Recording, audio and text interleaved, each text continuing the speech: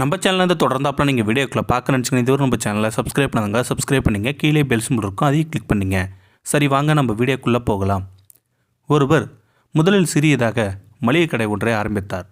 பின்பு jewellery shop, hotel, துணிக்கடை, department store என வளர்ந்து வந்தார். ஒரு நாள் இரவு அவர் வீடு திரும்பிய போது மணி 12 தாண்டி இருந்தது.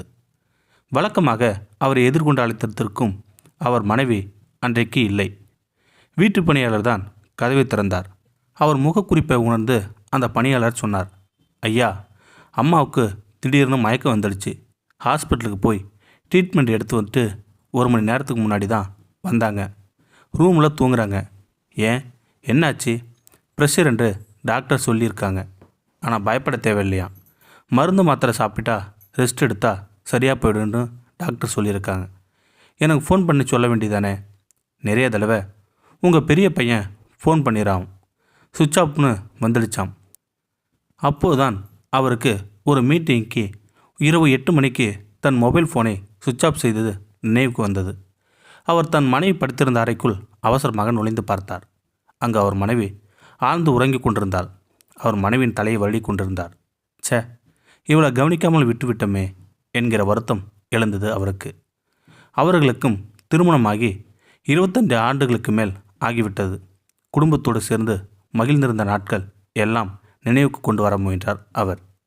அவர் நினைவுக்கு வந்தது மிக மிக சொற்ப தினங்களே.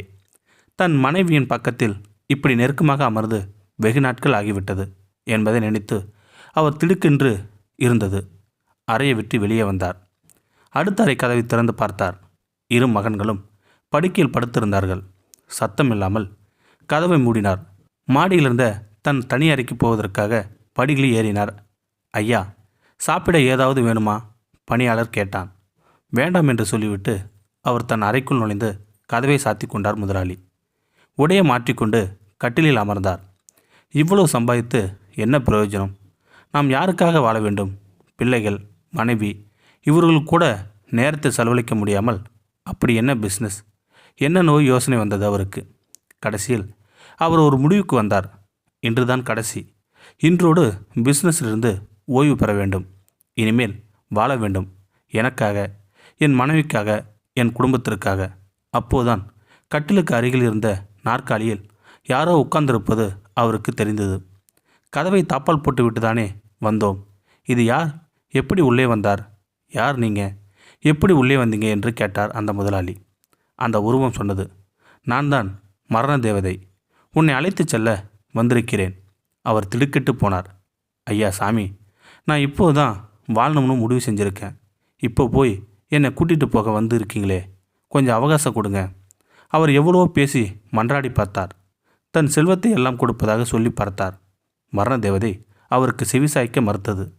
அங்கிருந்து நகராமல் அவரை அழைத்துச் செல்ல ஆணி அடித்தார் போல் அப்படியே உட்கார்ந்திருந்தது மரண தேவதை. ஒரே 1 மணி நேரம் மட்டும் அவகாசம் கொடுங்க ஐயா. என் மனைவி, குழந்தைகளுக்கு நான் செய்ய வேண்டிய கடமைகள் இருக்கு. அதை முடித்து விட்டு வருகிறேன் என்று கேட்டார் முதலாளி. அதற்கு மரண தேவதை ஒப்புக்கொள்ளவில்லை. அவர் கெஞ்சி அழும் குரலில் கேட்டார், சரி, ஒரே 1 நிமிஷமாவது கொடுப்பீங்களா? உலகத்திற்கு நான் ஒரு குறிப்பு எழுதணும். மரண தேவதை ஒப்புக்கொண்டது. அவர் இப்படி எழுதினார், உங்களுக்கான நேரத்தை சரியான வழியில் செலவழித்து விடுங்கள். என்னுடைய அனைத்து சொத்துக்களையும் ஈடாக கொடுத்தால் கூட எனக்காக 1 மணி நேரத்தை என்னால் வாங்க முடியவில்லை. இது ஒரு பாடம். எனவே உங்கள் வாழ்க்கையில் ஒவ்வொரு நிமிடத்தையும் வீணடித்து விடாமல் அனுபவித்து வாழ்ந்து விடுங்கள். அப்போது யாரோ கதவை பலமாக தட்டும் சத்தம் கேட்டது. அவர் திடுக்கிட்டு கண் விழித்தார். விடிந்து வெகு நேரம் ஆகிவிட்டிருந்தது. அவர் எழுந்து போய் கதவை திறந்து பார்த்தார். பணியால் தான் வெளியே நின்று கொண்டிருந்தான். ஐயா, ரொம்ப நேரமாக கதவை தட்டுறங்க. நீங்கள் திறக்கவே இல்லை. பயந்துட்டேன், அதான் கொஞ்சம் பலமாக தட்டிட்டேன் என்று சொன்னான் பணியாளர். அவர் அவசரமாக திரும்பி தன் பெட்டுக்கு அருகில் இருக்கும் மேஜையை பார்த்தார். அங்கே அவர் எழுதிய குறிப்பு இல்லை. பேனாவும் எழுதப்படாத வெள்ளைத்தாள்தான் இருந்தன. ஆதலால் தயவு செய்து வாழ்க்கையை வாழுங்கள். நொடிக்கு நொடி கொண்டாடுங்கள். பேரானந்தமாக இருங்கள்.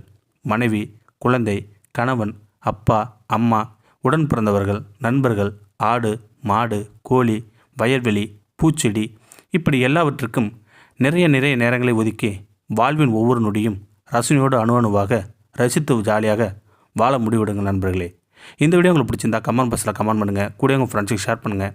இதுவரை நம்ம சேனலை சப்ஸ்கிரைப் பண்ணாதவங்க சப்ஸ்கிரைப் பண்ணிங்க, கீழே பெல் சிம்பல் இருக்கும், அதையும் கிளிக் பண்ணிங்க. தேங்க்யூ ஃபார் வாட்சிங்.